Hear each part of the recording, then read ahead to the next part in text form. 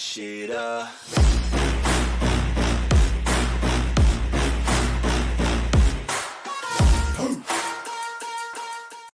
What is your profession?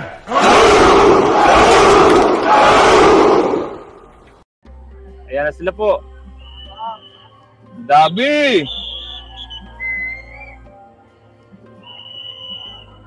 Ayan, bilangin nyo mga kababayan, gano'n sa kadami.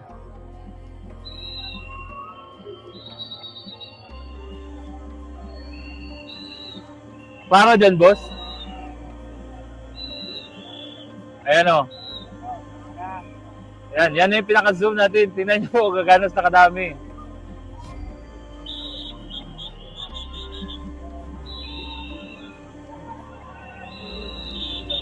Nagbaktas lang, nagbaktas. Ano to? Malaking sindikato ba yung susugurin yun? Ang dami nyo dyan. 3,000. Kahit ng mga sundalo to. Parang mga tanga ang putik. Talagang pinaktisan nila mga kababayan. Parapa na to. Dapat pala talaga hindi ako umuwi. Ayan. Dami. Ayan o. Ay, para saan yan? Woo! Grabe! May dala pang mga pamalo. Tingnan nyo. Oh, Ay, mga dala dami, pang diba? pamalo. Tingnan nyo. Oh, ang dami, di ba?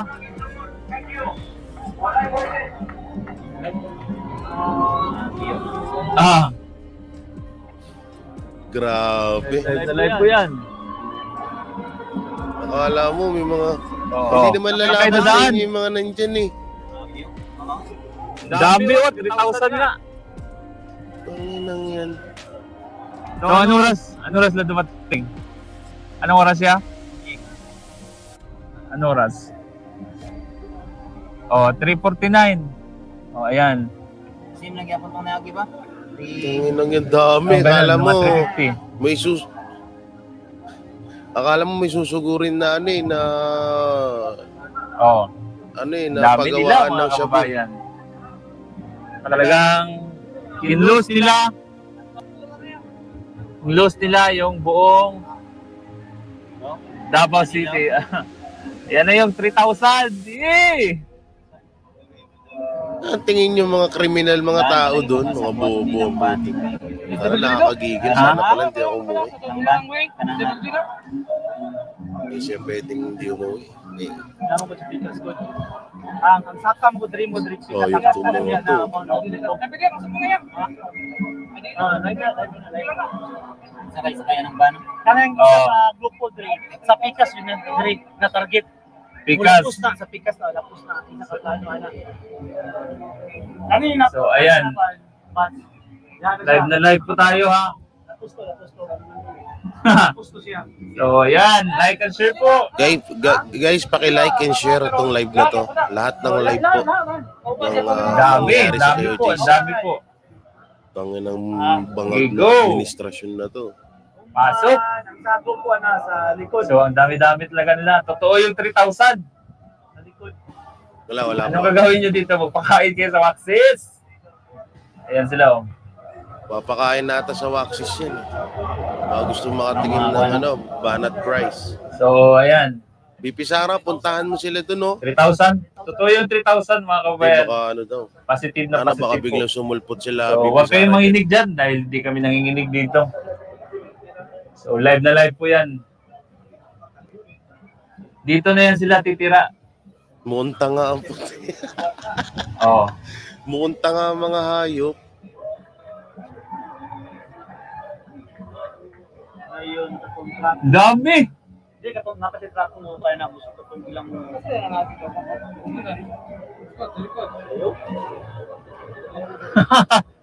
Grabe sila oh. Tingnan niyo po mga kabayan, grabe may formation talaga. Oy, ayusin nyo. Nag-practice ba kayo ah? Grabe to. Wala may labot. Ayan. Kawawang mga polis, ginawang mga to. Isa ka gate na, isa bulisyon na, isa Sa kabilang gate. Share nyo sa Facebook nyo guys, sa mga friends.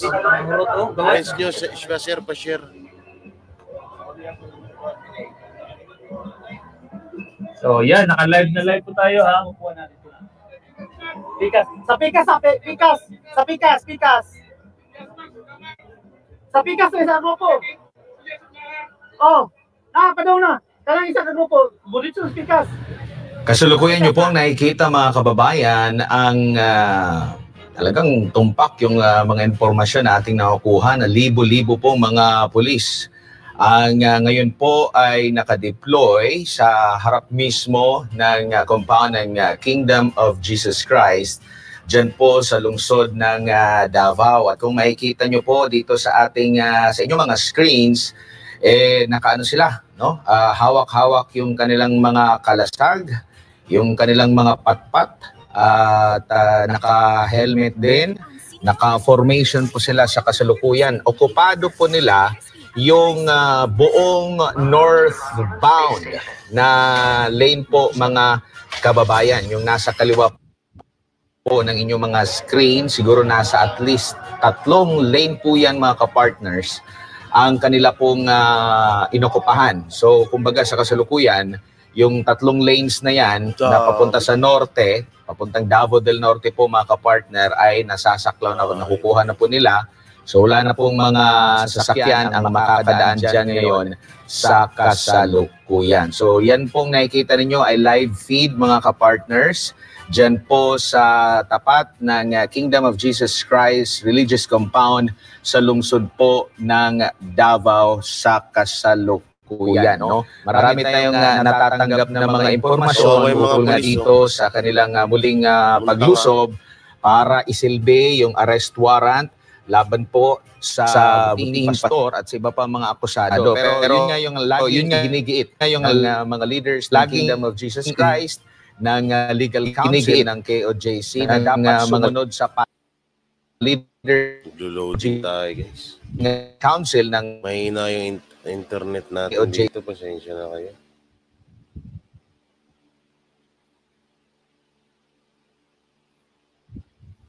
Loading tayo, loading. Loading tayo, pasensya na. Mahina ang ating internet dito, ha? Oh.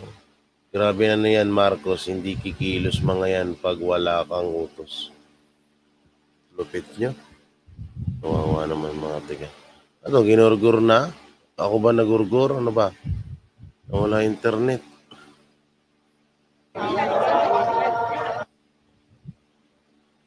Wala internet. Wala ang internet. Shit.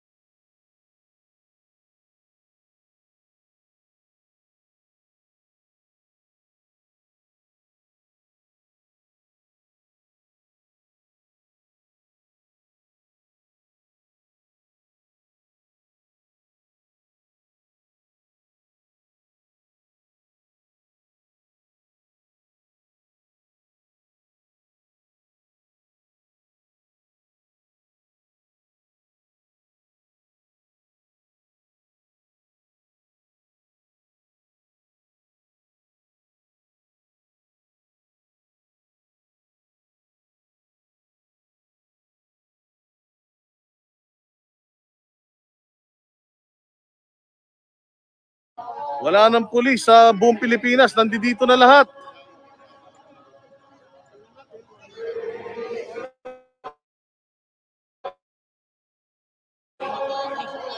May mga tie-up na po sila.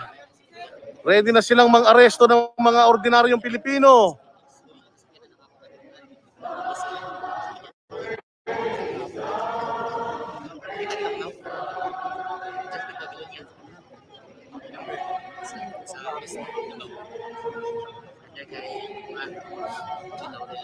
Share bago pa man mawala ito.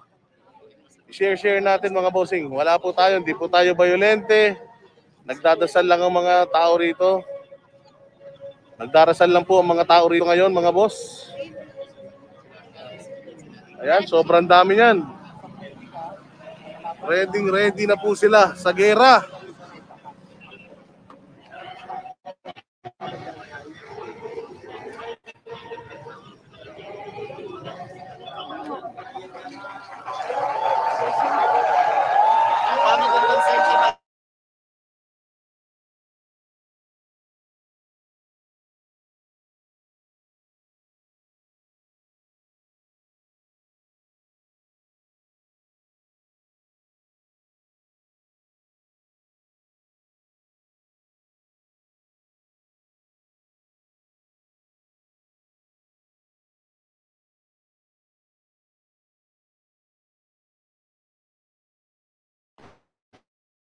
ID kay naa civilian makaigsuon.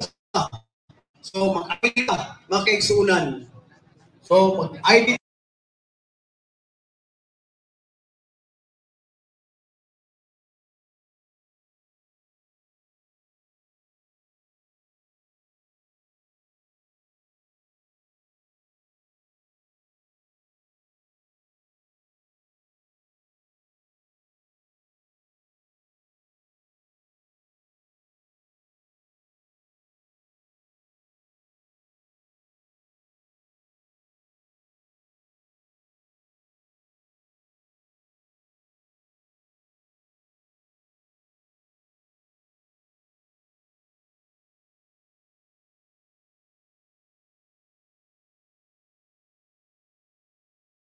igsuon ilan ang kauban. So dili na ko pasudlon may igsuon nga nang ilang kalaki peso pa. So nalaygo na nga mahal so wala ka pusan may igsuon. Padayon ang akong pagdayo ug pagpasalamat sa man. Kay maulang ni ang atong hinagiban mga kaigsuonan ni taknaas kanang gabon peso Father. At nagpe-prayer na po ako 4 AM. Nagpe-prayer na po sa loob. Samantalang habang nagdarasal sa Cathedral Compound ay karahasan at pagpapakita ng abusado na deployment ng state forces. Grabe, sobrang dami nito mga boss. Ito mangyari ni Marcos. Ito na yata pinakamaraming pulis na nakita ko. Hanggang doon, no? Baka buong highway ng Phil Jaica highway ay okupahin na nila ito.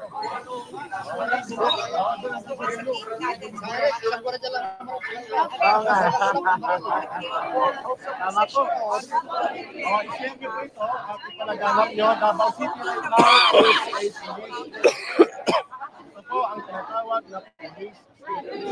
At iwan ko kung sibakta nila tayo. Kasi ang walang kabalas kung sasabi na isipisan para ipasabit sa mga ministro niya. At ang mga taong ito ay naninirahan nila doon sa compound nito. Kabataan, at ang ito po, kung school ito po, so should be always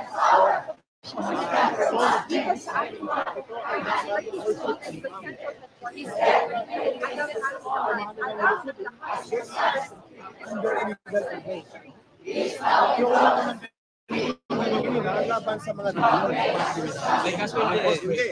mga civilians ito eh.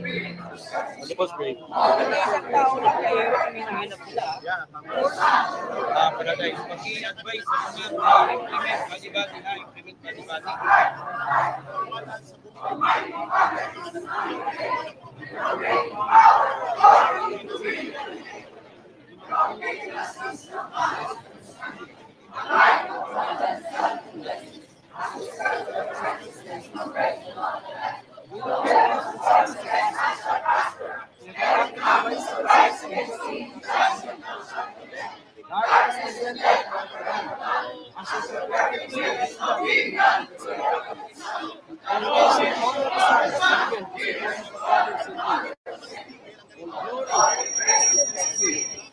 Share nyo please mga bossing, share nyo.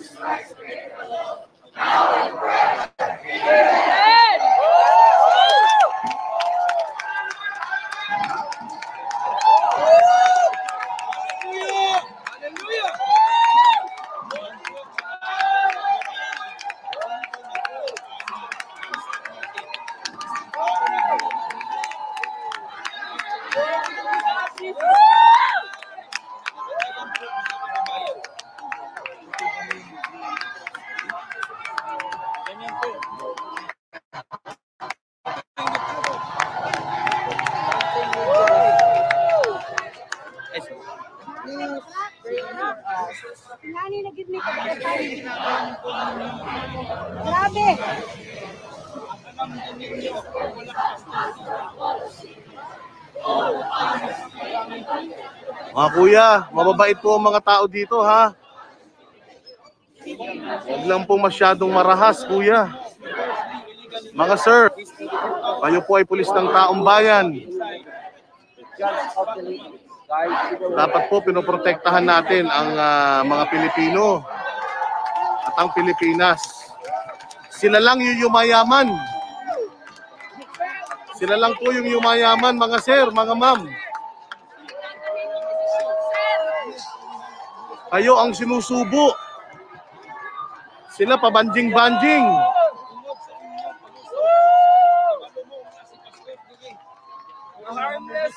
Mahal namin ang mga pulis. Mahal na mahal namin ang mga pulis. Mahal na mahal ni PRD ang mga pulis. Bulay-bulayan niyo po yan, mga sirs, mga ma'am. Malipay mo na yung mga matay sa sulot tungkol sa iyong pagpangwersa. Dito kami maghihintay. General Torre, dito kami maghihintay. Dito sa gate na to, ito nakabang itong mga pulis. Tandaan nyo, ha? May mga pamilya din kayo. Anak din kayo. May mga anak kayo sa buhay. Sa kayo, may mga pamilya kayo. May mga pamilya kayo. Tapos, ito, gagawin ito sa yung simbahan ang kaharap ninyo. Wala kaming masama o maglabag sa batas. Kayo na mga law enforcer, sige, labagin batas. Hindi kami natatakot. Naninindigan kami sa katotohanan. Hindi kami magpapatakot sa ito. Kahit ilan pa kayo, kami ang nagpaproteksyon sa amin. Sabihin nyo kay General Torre, dito kami ayun, IBM, nanawagan na kami. If we are back to, we will go directly to Malacanang. Tandaan nyo yan. This will be the beginning of your end.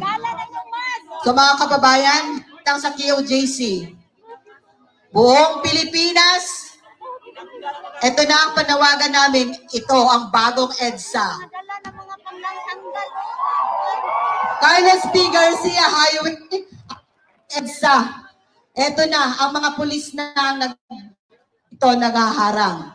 Ang mga staff na naman, bumalik sila. So, nasan na yung pangako ni DILG Secretary na siya mismo ang aayos para magkaroon ng peace dito, kaliwanagan. Pero tingnan mo, ito ang kanilang kaliwanagan. Mga media, nakikinig ba kayo? Ibalita niyo yung totoo. Sino man yung nagko-cover ngayon dito sa compound, kung ano yung totoo, ayun ang papalabas nyo. Kung meron kayong malasakit sa ating bayan at hindi malasakit sa mga bangag na nasa pamahalaan. O baka naman bangag na dito mga pulis. Okay. Sige. So hindi kayo pupunta dito dahil doon kayo sa 18. Pupuntahan namin kayo sa 18.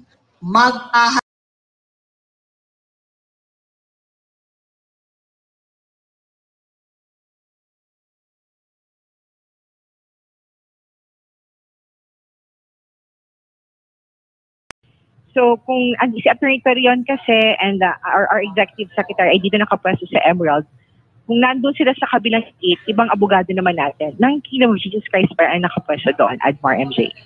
Nakikita natin, meron din naka-full battle gear. Di ko lang alam kung saang unit ito ng PNP, nakababa sa mismong mga truck. And parang ano ba itong kanilang sineset up? Ito na ba yung sinasabing malakas na sound, so tunog? Nasa likod lang ito ng malaking truck. Meron silang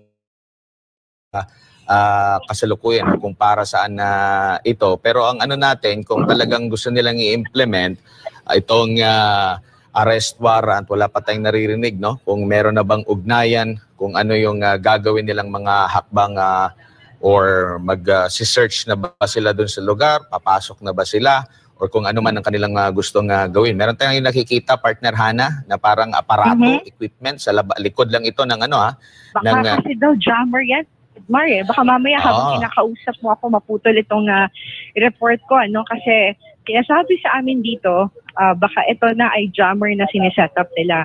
So they want to stop us from any of recording or any calls or any videos na gawin natin live, gagawin nila ang lahat ng paraan para pigilan tayo, Admar. Naglalakad ako ngayon, Admar, dito sa kabilang side, Admar, ng Emerald Gate, at nakita ka namin nakapwesto na dito yung mga police. On the other side naman, dun sa Kingdom, ay pumunta na si Executive Secretary Admar MJ. Takbuhin ko lang yung kabilang gate kung nasaan si Sister Nori, at babalikan ko kayo sa report ko. Sige. Maraming salamat si partner Hana. Nakatutok dyan po ngayon sa area ng Kingdom of Jesus Christ Religious Compound. Ito po ay malapit lang sa airport dyan po sa lungsod ng Davao, mga kapartner, Kasi meron ding isang gate, yung malapit sa unahan pa. Yung malapit sa airport na gate, yung may waxes na kainan, yan po yung nakikita natin. Meron silang aparato na siniset up ngayon. Sinasabing possible, signal jammer yan kasi nagla-live tayo ngayon. So, maaaring maapektuhan din yung ating live coverage kung ano man ang mga ganap doon mismo sa area sa kasalukuyan. At nakita natin, yung ibang mga pulis, naka-full battle gear din, naka-helmet. Kaiba doon sa unang dumating na mga nagdadala ng mga kalasag at patpat na mga police, partner MJ. At balita natin, partner, itong mga police na ito ay ang last daw na papasok mga taga CIDG base sa impormasyon na ating natanggap. Kaya itong ating mga kababayan na nanonood, sabi nila, partner, parang ito yata yung kaligayahan ni Bongbong Marcos na makita, hindi yung kaunlaran, hindi yung development, kundi nasasaktan yung kanyang mga nasasakupan, mga Pilipino, na walang kalaban-laban at miyembro pa mismo ng simbahan na walang trace o walang history, partner, ng violence. At sinabi din ng ating mga kababayan dito na nakakahiya yung mga pulis sa kanilang ginagawa. Dalawang tinitingnan nating anggulo, partner, baka signal jammer o yung malakas na speaker, yung kanilang sineset up para nga mabulabog mismo, yung buong compound ng KOJC. Kikita natin sa ating screen ang lead counsel natin na si Attorney Israelito Torion, at kinakausap niya mismo ang mga pulis na nagsisearch o nagsiserve ng kanilang operasyon. Andyan din si Ms. Nori Cardona, ang Executive Secretary ng KOJC, at pinapangaralan yung mga pulis na lulusob sa ating compound. Meron na rin mga ilang miyembro ng media, na andyan sa kasalukuyan, yung mga nakikita nyo po ngayon sa inyong TV screen. Pero talagang nagtataka tayo, bakit ganito karami yung magi-implement ng arrest warrant? Ito ba ay magiging standard na ng pambansang pulisya sa pag-i-implement ng arrest warrant para sa 5 mga akusado? So kung meron tayong audio sa kasalukuyan dyan sa... Ayan. Pakinggan mo. May warrant of arrest. No. And tingnan po natin kung magtatanong lamang po kami kung ano pong basihan. Anong warrant of arrest ba yan? Para pwede po nating mapag-usapan. Hindi po kailangan ng dahas, hindi po kailangan ng force. Willing po kami makipag-usap po sa inyo ng masinsinan po, General. Kung pwede, tinatawagan namin si General Torre na makipag-usap po sa amin kasi willing po kami makipag-usap po sa inyo ng masinsinan na wala pong kailangan magamit ng puwersa. Sana po pakikinggan nyo kami at kung nagsiset up ka ng kung anong device man yan, hindi na po yan kailangan, General. Hindi na po kailangan na mga bungol na dire. Ano ba yan sa Tagalog yung mga bungol? Mabingi. Mabingi kami. Hindi na po kailangan yan, General. Kung pwede, pag-usapan natin, sa Rule 113 Section 11, kailangan nyo muna pala magpaalam sa may-ari ng KOJC compound. Hindi po pwede na diretso lang po ipabingi nyo po kami. Pwede po. Kung pwede po, mag-usap po tayo. Salamat po. General, baka pwede tayo mag-usap po. Units, four lines. Ginawa natin dali. 4 lines. Okay, well, hold our line also. 4 lines, kaya na. General, kung pwede, mag-usap tayo, General. At least on record po, gusto namin na makipag-usap sana sa iyo. To the left and right. Ha? 4 lines lang, ginawa natin CDF. Hindi frontal, pasay. Okay ha, ito ha, alam ng buong mundo, nakipag-usap kami ng maayos dito sa general na ito. Nakipag-usap kami ng maayos, pero bingi siya. Bingi siya, okay, sige, mag-formation na sila. Nagpo-formation dahil bingi si General Torres. Hindi siya nakikinig sa pakiusap ng ating mga lawyers. Hindi kayo nagpaalam sa administrator namin ha. Ang legal na paraan, magpapaalam kayo, meron kayong kasulatan. Ano ba yan? Warrant ba yan? Search ba yan? Pero, hindi kayo nakinig. Sige, patuloy kayo.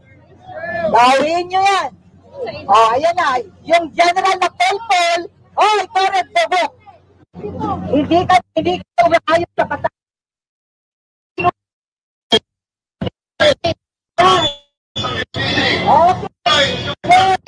Alright.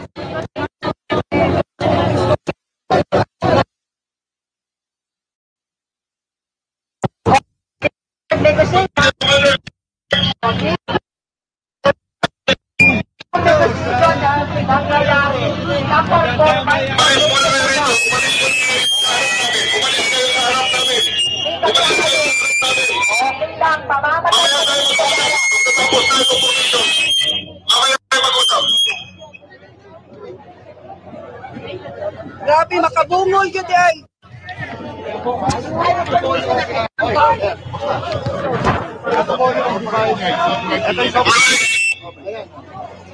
Pagtugtog nila yan, maingay po. Ayusin nyo yung formation nyo, mga pulis. Walang butas. O, hindi tayo magawa ng butas. Ayusin nyo ang formation nyo, mga pulis. Ayusin nyo. Sundin nyo yung general.